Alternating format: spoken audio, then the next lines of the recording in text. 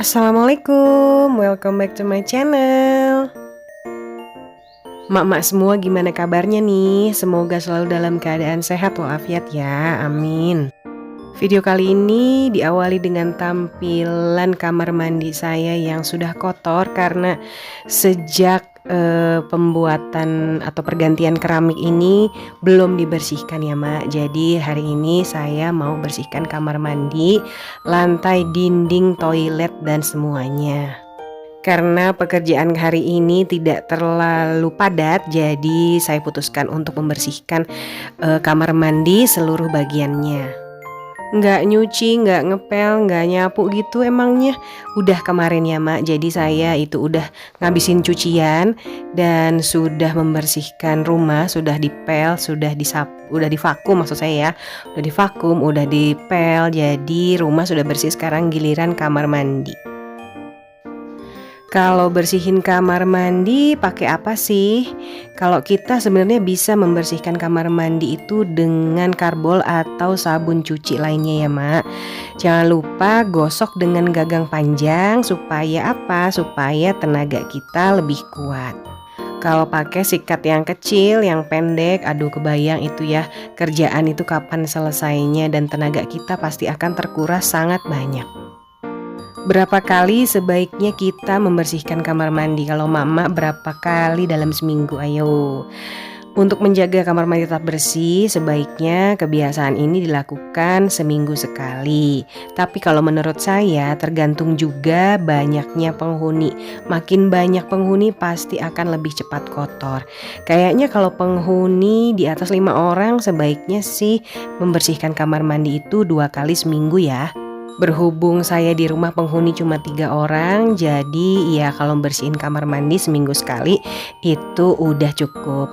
Tapi kadang-kadang saya suka nakal gitu ya, suka bandel, kadang malas ngebersihin kamar mandi.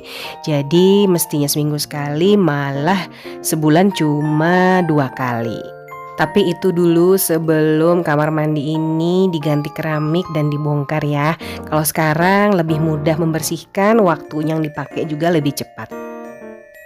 Gimana cara membersihkan kamar mandi yang baik dan benar? Kalau saya biasanya ngebersihin lantai dulu ya Mak, karena lantai adalah yang paling kotor.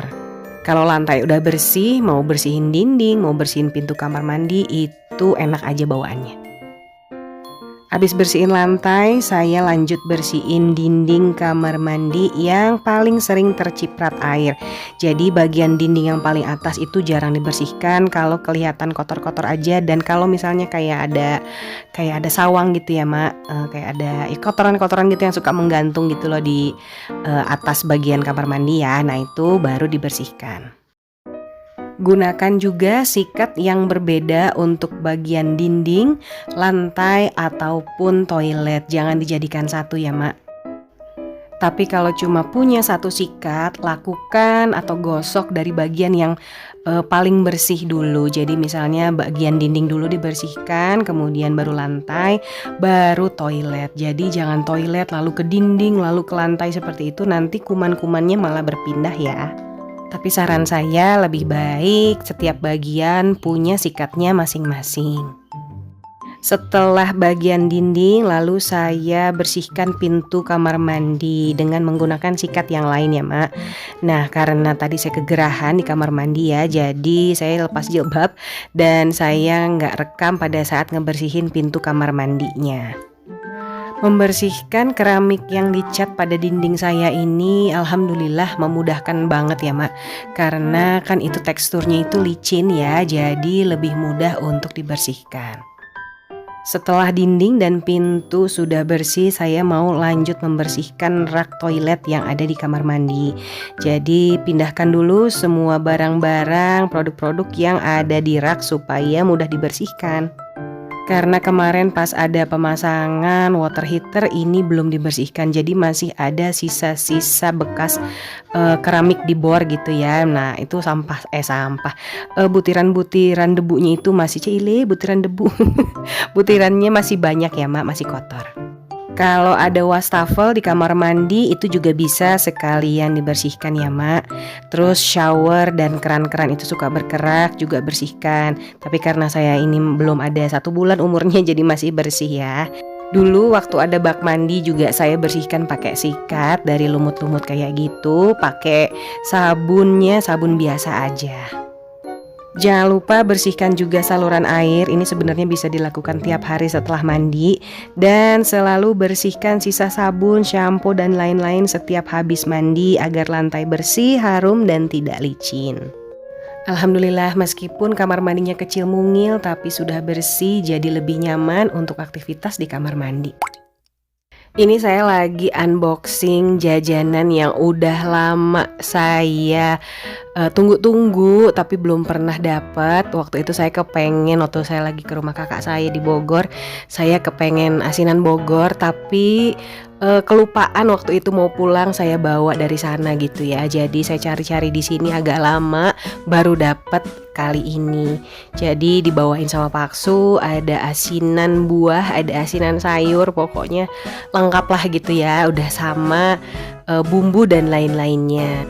Karena saya mau coba sebenarnya saya suka ya sama asinan seperti ini, mau sayur, mau buah, pokoknya suka. Tapi kalau ditanya mana yang paling suka, kalau hanya bisa memilih satu ya saya pilih asinan buah. Buahnya juga lengkap dan ini sayurannya ada sawi asin, kemudian wortel, timun, nanas, toge, kol.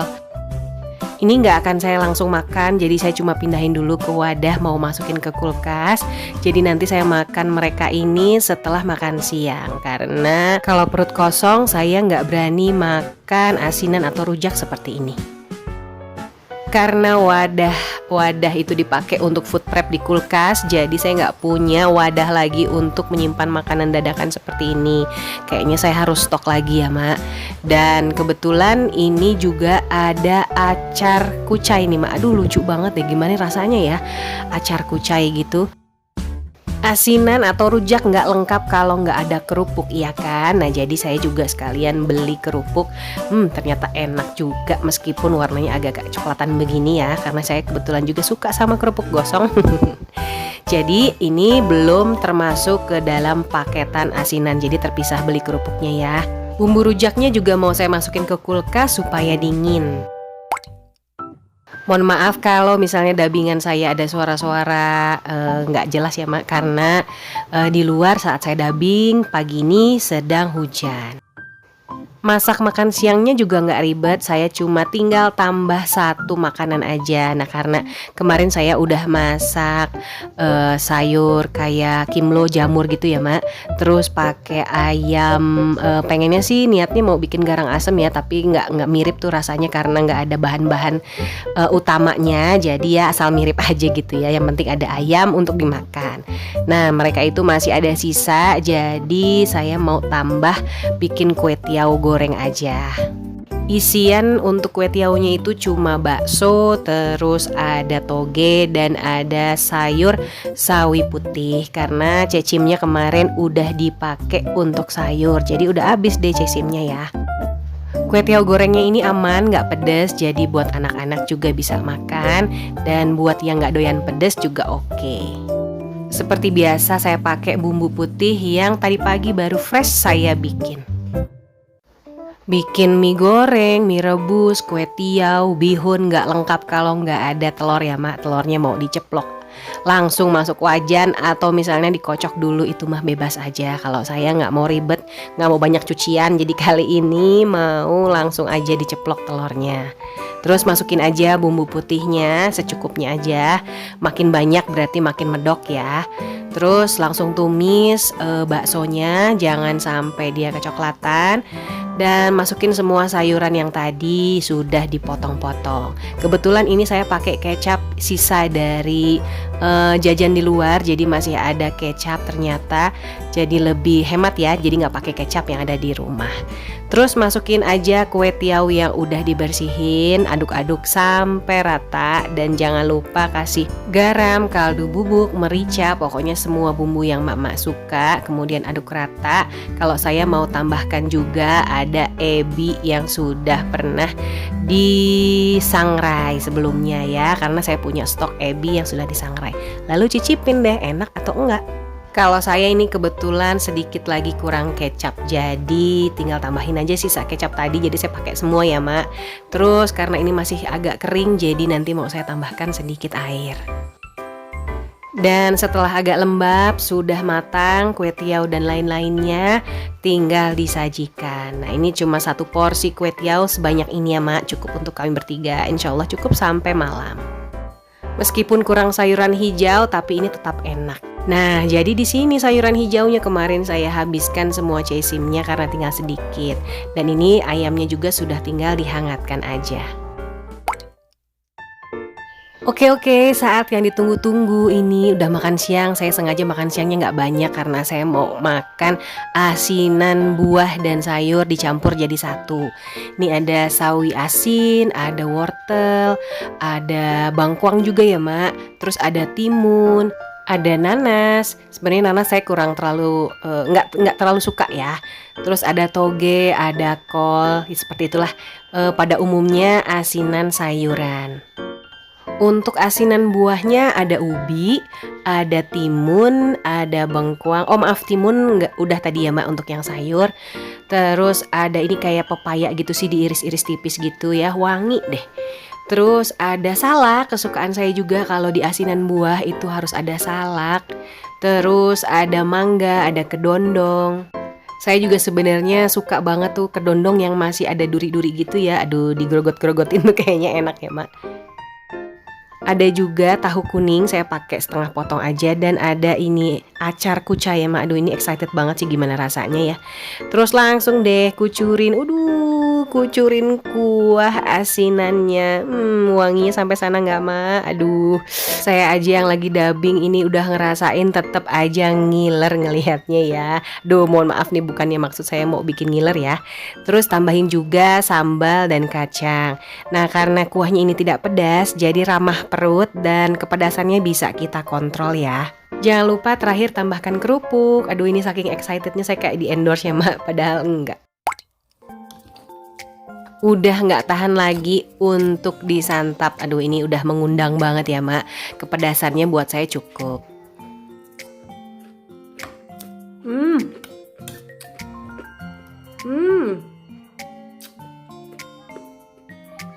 Nah segitulah ya Mak kira-kira ekspresi saya nih.